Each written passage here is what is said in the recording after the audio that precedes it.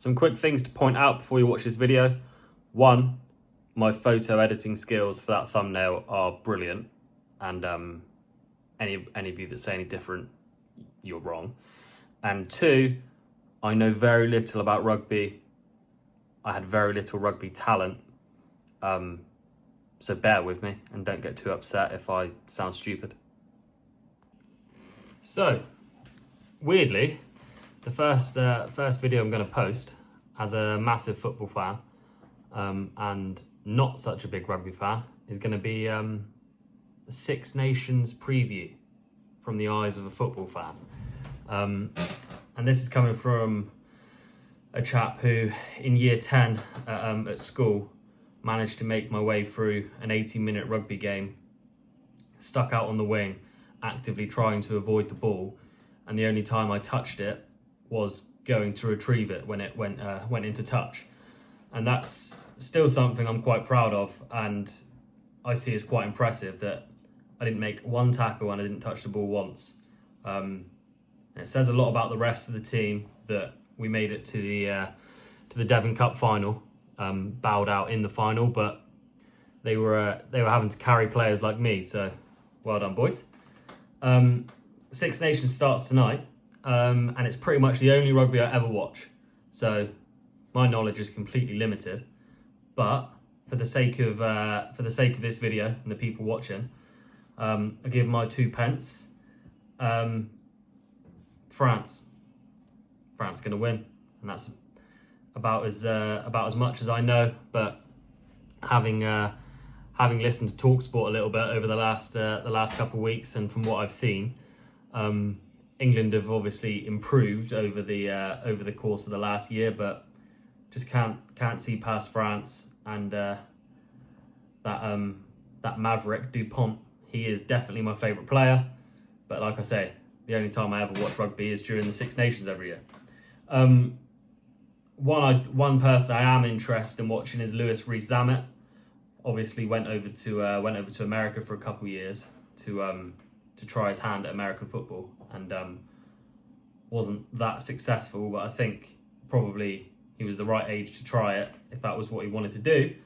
I think he got probably a bit of a reality check in terms of what the athletes are like in that sport.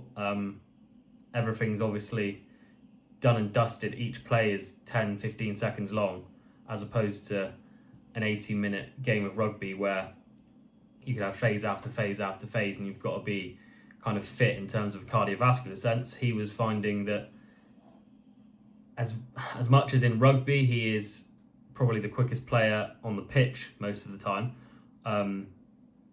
In American football, you never need to run the length of the pitch. You rarely need to run the length of half of the pitch. You've got to be quick over 10, 20, 30 yards really at most of the time. And he just didn't match up with what they've got, essentially. So it'll be interesting to see what Wales are like with him back in and around the team.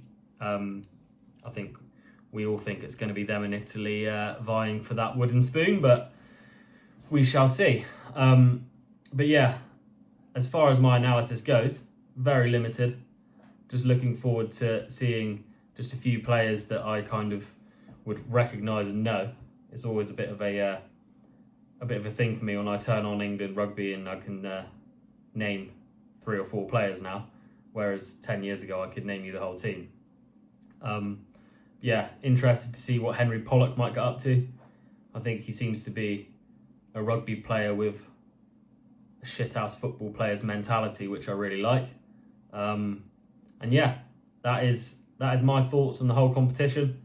For those of you that are into rugby, enlighten me on anything that you're thinking. I know there's probably some Irish people that are going to say Ireland are in with a good chance, but with the injuries they've got, I'm not sure. Personally, I'm thinking it's probably between England and France, but I would say France is probably a safe bet to keep hold of that one for now.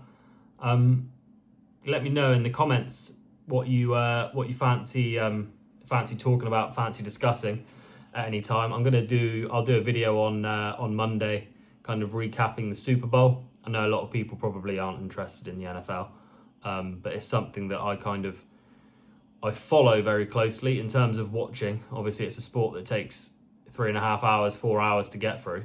So I rarely watch an entire game now, which is what having a family will do to you when the games are on a Sunday evening and a Sunday night. But I do follow closely, and the Super Bowl is obviously always something that I'll stay up to and make sure I make plans to watch. So I'll give you my very, very limited British analysis of the Super Bowl on Monday, and basically anything in between. Just here to chat, share my thoughts, show you how little I know about rugby, obviously, and just let you know how terrible I was at playing it myself as well. Which, if you ever see any of the guys that I went to school with, they'll happily tell you, I'm sure. But for now, I'll leave you to it. Just thought while I had a little break in play this afternoon at work, I'd spend 5 minutes chatting about Six Nations starting tonight, and I'll make sure I watch a few games, and then hopefully by the middle of the tournament, I'll be able to give you some ground-breaking analysis and show you how much I really know. Cheers.